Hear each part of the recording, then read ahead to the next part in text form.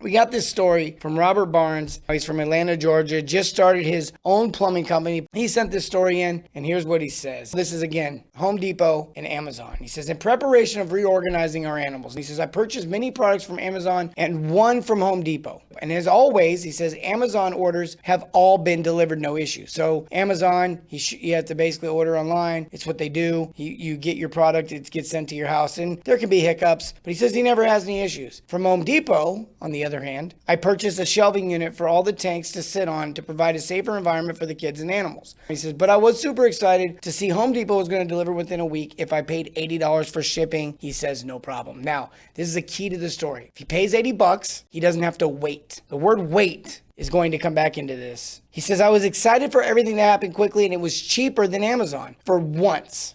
So he's saying, hey, look, on Amazon, it's typically cheaper. I always get my products. And this one time, Home Depot's got it. They can get it to me. And on top of all that, it's cheaper. So I'm going to drop the extra $80. Great expectation set. He's excited. He says, in fact, he says, I was excited for everything to happen quickly. It was cheaper than Amazon for once. And well, what a mistake. He says, delivery is now set for 3 to 4 weeks later than expected. Customer service refused to refund the additional money paid in shipping because, now get this, the extra charge was due to weight. Not wait time, but weight, the pounds. Makes sense, but not how they sold it. You sold it on time, but now you're telling me that it has to do with weight. Literally making me wait because of weight.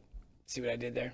He says they're not going to do a refund though, right? So they refused to do a refund because the additional money was due to weight. He says there was one other option when he bought it of $60 with a longer wait time. So meaning that, wait a minute. So when you sold it to me, it was $60 based on whatever. And the wait time was going to be a little bit longer, but now it's $80 and the wait time is going to be shorter. The pounds didn't change, right? It didn't, nothing changed there. It doesn't get lighter because you waited a week to ship it. Is it maybe it was wet? Was this a wet product you bought and it dried out so it wasn't as heavy? You leaving something out of the story, Robert? No, you're not. I'm sure you're not. He says, so there was one other option that was $60, but with a longer wait time. So he says, what the heck? $20 difference in the desire for the home upgrade. I was excited. Look, we can pull a point out right here. People get excited about what they're buying. When you buy something, you get excited about it. When I buy stuff, I get excited about it. My wife buys things, she gets excited about it. When she buys things, I don't get excited about it. You see, but when I buy things, I get excited about it. When you buy things, you get excited about it. When your customer buys things, they're getting excited about it. Why would it be any different? Wouldn't be any different. Look, that's a crucial thing to understand in sales. They say in sales that emotion is what people are buying. And it is true that emotion will drive the action that will make the purchase, whether or not it's a big purchase, whether or not it's a small purchase, quality purchase, poor purchase, whatever it is. They say emotion will do that. Information and logic can give people the understanding they need to be comfortable with the purchase. But understanding how they can use it and how it can benefit them and what it can do for them. See, he's not buying the truck and he doesn't care. He's not spending $80 because of the kind of truck that's getting the product or the train that they're using or how they're getting it faster or if they're hiring guys and paying them overtime. He doesn't care about none of that. He just cares about the result, right? It's this idea of benefits versus features. You can talk about the features all day long, but it's the benefits the customer's buying.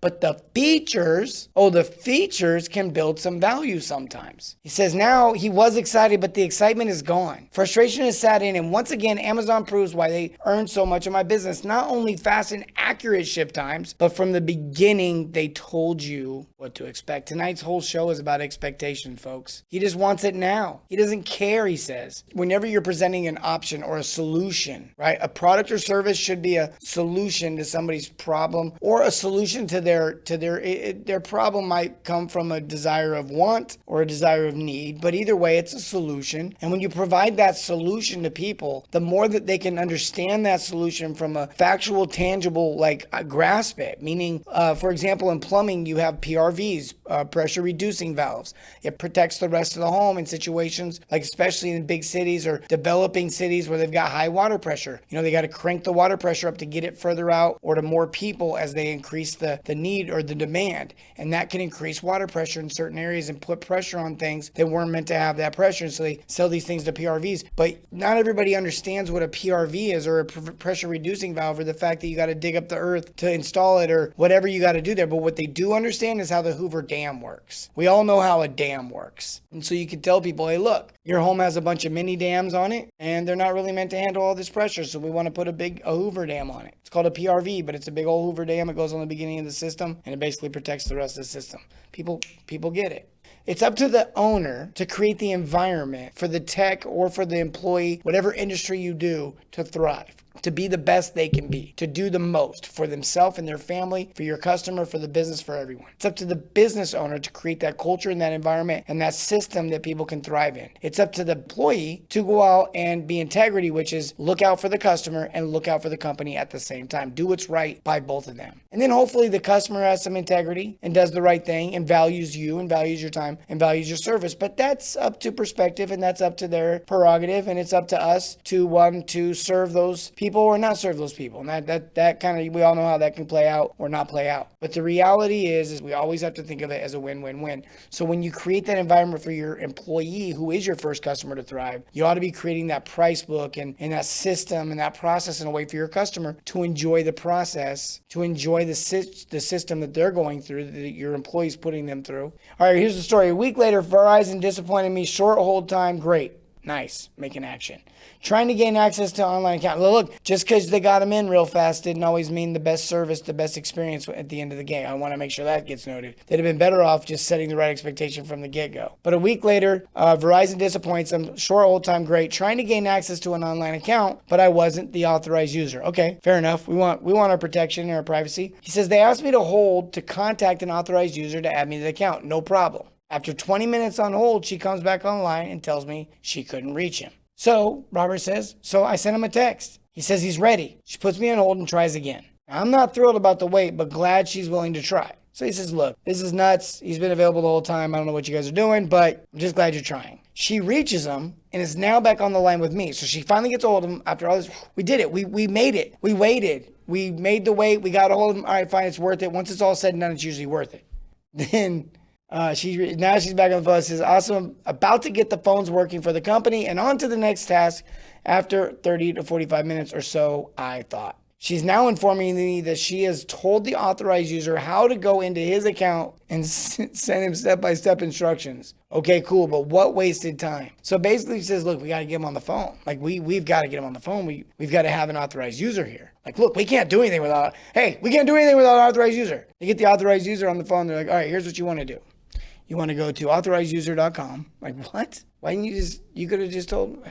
She gave me the expectation that once she reached them, I'd be able to be added and we would continue, but the expectation was not met. Time was wasted and more time needed to get the company phones working. So now expectations not met, time's wasted, and we still have to do this thing. In summary, he's saying for both situations, if the correct expectation was set forth from the beginning, it would provide an ending of understanding and show they truly value the customer. The second point that I wanted to make tonight was, first point was people get excited about what they're buying, but the second point is people get disappointed when they don't get what they thought they were buying. All that excitement that you build when you sell something is needed. It's a part of the process, but you better deliver what you sold, because if you don't, that emotion, it's like a pendulum swing. It's got to go somewhere. You set the right expectations. You put service over sales. You truly understand the idea of what it means to be rich versus being right. This idea of building relationship versus building empire. This idea of putting others first. When you get that down,